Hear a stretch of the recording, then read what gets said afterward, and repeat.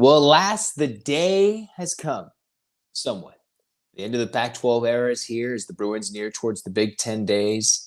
And what did their last year in the Pac-12 look like? Let's review it on Locked On UCLA. You are Locked On UCLA, your daily podcast on the UCLA Bruins. Part of the Locked On Podcast Network, your team every day. Welcome, everybody, to this edition of the Locked On UCLA podcast. I'm your host, Zach Anderson-Yoxsimer. Thanks for making this show your first listen each and every day. It's free wherever we get your podcast, and it's available on YouTube. Like, comment, subscribe. Thanks for your support. So the Bruins have concluded their final season as a member of the Pac-12 Conference. Now, they're not officially a Big Ten member until early August, but let's take a review of this last athletics season as a whole, 23 to 24. And I actually stumbled upon a fascinating article from the Daily Bruin about what were the highs, the ceilings for each team, and what was a worst-case scenario. Anywhere from football all the way to spring sport, all these sports. I was looking at a lot of these sports, the majority of them Pac-12 sponsored, and where the Bruins come out on top.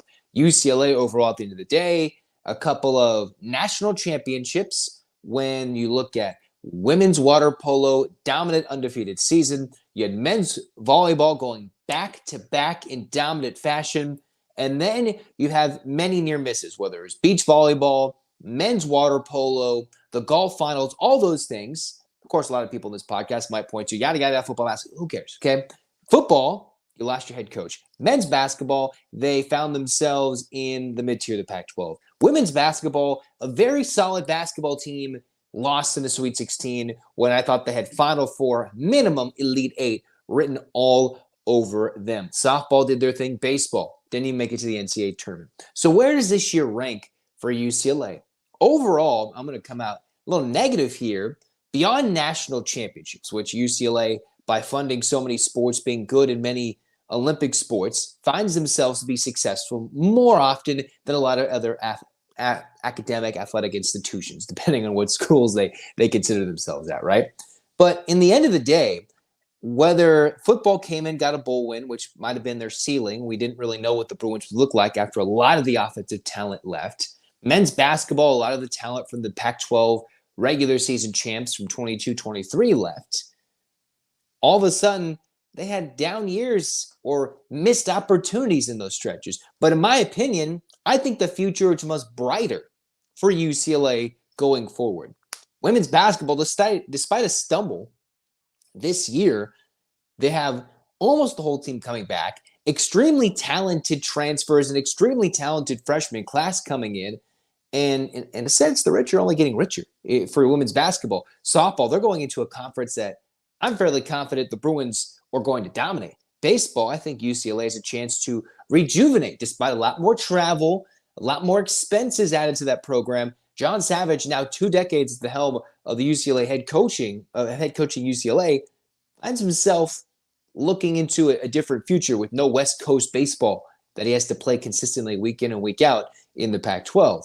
Then you've got softball, a program that a weird blip on the radar where they couldn't even get out of their own regional, let alone a win in their own regional in 23, makes it back to the College World Series. That was important. You see a lot of building blocks for programs going forward.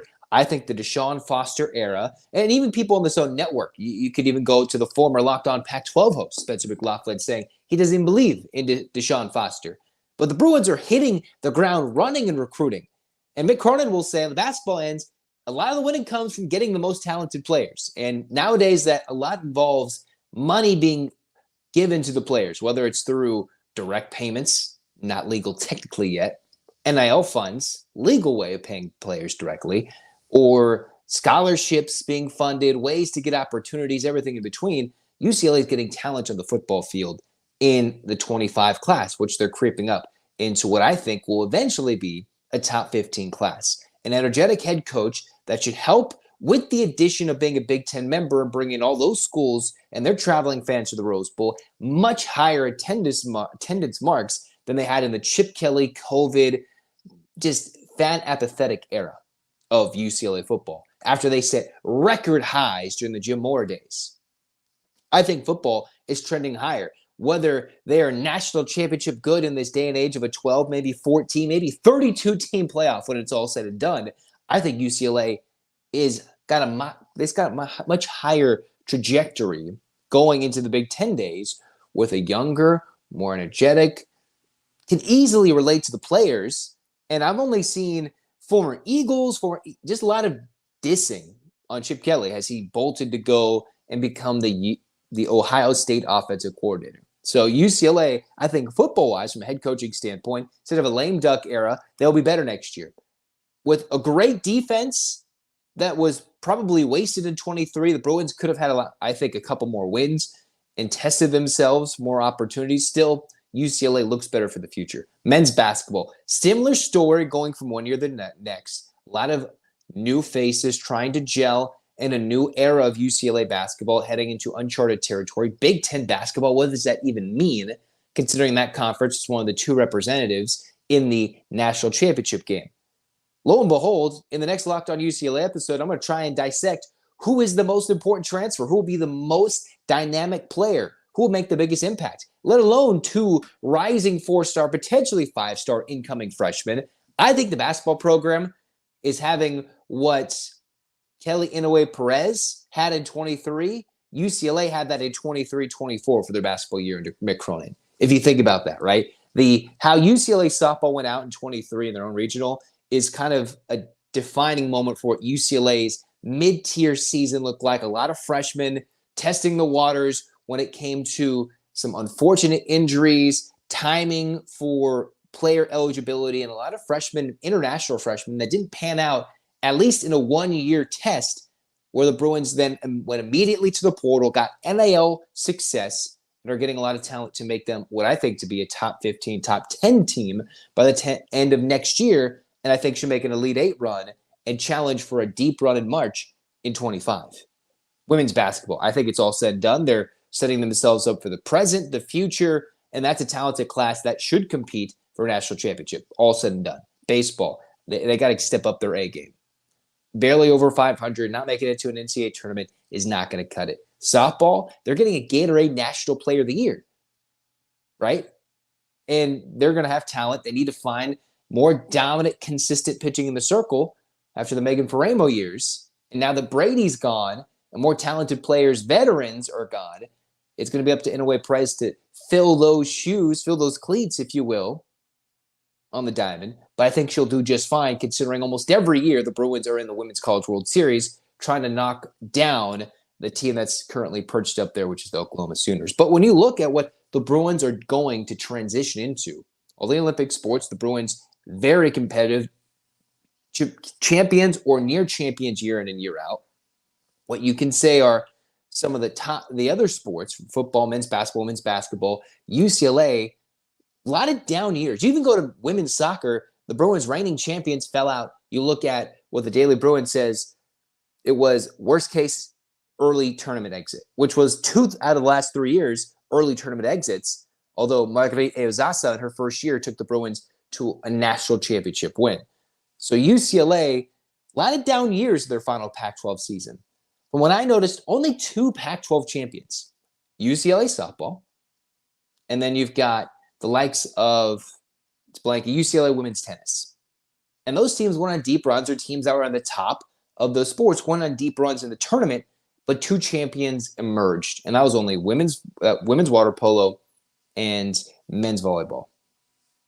So UCLA's got to find a way to compete in the next year. And I think a lot of the teams are destined, prepared, readying themselves for success. So by the time the year ended, while I don't think the wins and losses panned out as much as I would have liked to see in the Rose Bowl in the fall of 23, the ouster of Chip Kelly made myself at the end of the year, a lot of fans who have cried out for Chip Kelly's job to be gone for a long time, even though he didn't get fired, he left on his own terms, right? I'm going to go coach with Ryan Day, my buddy, former guy coach. Basketball, a lot more talent, especially in areas of weakness. Women's basketball reloading. All these teams are preparing themselves. NAL's looking much better. The men of Westwood, the women are getting their NIL collectives together, preparing for the future. A new chancellor is brought in who's already shown his fundraising efforts at the University of Miami and hopefully can bring more intensity to UCLA, a little different sector going from private to public. A lot more question marks are being answered for UCLA now that they won. At the end of 22-23, it looked like only UCLA and SC going to the Big Ten. You mix that with the likes of Oregon and Washington joining too. The Big Ten looks set for now, at least for a year, before any crazy conference realignment changes things in years to come. That doesn't seem to be the case now. They got more supports. They got coaches in place. They got talent coming in. And in some sports where maybe they weren't as competitive, they will be more competitive in that Big Ten environment. But it will be a step up for football when it comes to resources, fan supports, and overall week in and week out talent. You got to see what it's going to look like compared to Pac-12 and Big Ten play. But I do think UCLA, I would give this year a passing grade, borderline C plus B minus. But you got to be better if you're UCLA. You can't have the old shirt where it was champions made here. Yeah, too, but you got to compete. Conference championships, deep NCAA tournament runs, championships where the Bruins ran, 4, 5, 6 of them this year, competing to the year's end in many of the NCAA tournaments, if the NCAA is even going to be a thing by the time the decade's over. UCLA, I'm going to go C+, borderline B-. Some good competition, but some down years for a lot of the big programs that UCLA has and opportunities they had to grow this year. But the future, in my opinion, looks bright. The media rights deal, the dollars that'll be coming in, a lot of, I think, very packed Rose Bowl games and very entertaining road games and new road trips to go for UCLA football fans, important. Same thing for basketball. The energy should be next level. Women's basketball, same thing. Softball should be able to reload. Baseball will be a chore. A lot of these other sports are coming from highs or an opportunity to grow to the next level with some different, new, and unknown competition coming to Westwood or UCLA going to the Midwest in a lot of these sports. And I'm excited. So I think the outlook future-wise, if you're like writing that report card, it's the end of the year, right? UCLA is about to graduate. They're about to have thousands of graduates cross the stage and say they're a UCLA graduate or have a graduate degree or get a master's, whatever it may be. The future is bright, whether it's for the UCLA grads coming, whether it's for next year, 24-25. I think there is a higher ceiling for next year in the athletic year with a lot of new opportunity in the Big Ten, despite a lot of question marks. I think there's a higher ceiling, just like there's a higher ceiling for money, higher ceiling for what UCLA can do next year with what they've put in place at the end of this year. Now, it didn't come with a lot of wins and losses in what might say the money-making sports, but still success in a good portion of sports and building for tomorrow. And I'm excited for that, and I hope you are too. And we're going to start with that excitement with the next Locked On UCLA episode, talking directly about biggest impact players who are the newcomers for UCLA basketball. I'm going to try and rank them 1 through 7, 1 through 8. And you're going to agree. You're not going to agree. You're going to disagree with me. I guarantee that we're not going to have the same most impactful newcomer for UCLA men's basketball. And there's lots of fun stuff in between now when the beginning of summer technically hasn't happened with the summer solstice and fall ball begins for UCLA football and everything in between. Right? So C+ for the year. I think UCLA is trending towards a much better next year as they hope with this transition, whether it be from chancellor, new conference memberships, new coaches, new players, new grads, new students, everything. The end of one year turns into the beginning of a new hope.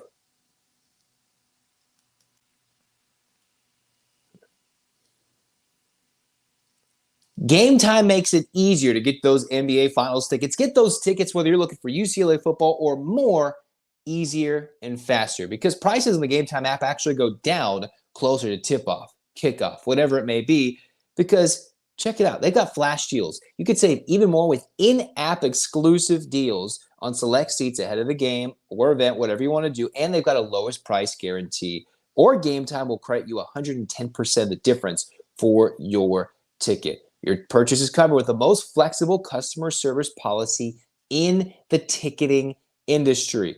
Take the guesswork out of buying those tickets with Gametime. Create an account, Download the app. Use the code LOCKEDONCollege for $20 off your first purchase. Terms apply. Again, create an account. Use the code LOCKEDONCollege, LOCKEDONCOLLEGE, LOCKEDONCollege for $20 off your first purchase. Download Gametime today. Last-minute tickets, lowest price guaranteed. That's going to do it for us here on Locked On UCLA. It's Zach signing off. Yes, it was a year-end review of sorts. It's always funny when you have to do those in June when you're doing more academic-based things. But here we are. Graduations, whatever it may be. Hope you're celebrating dads, father figures, graduations, everything in between, because the future is soon to be upon us. So enjoy the moments now in the present as we prepare for the future. This has been Locked On UCLA. Zach signing off. Get your hands up, Bruins fans. 8 clap time, baby. And 1, 2, 3, 4, 5, 6, 7, 8. UCLA. UCLA. Fight, fight, fight. This has been Locked On UCLA. Go Bruins.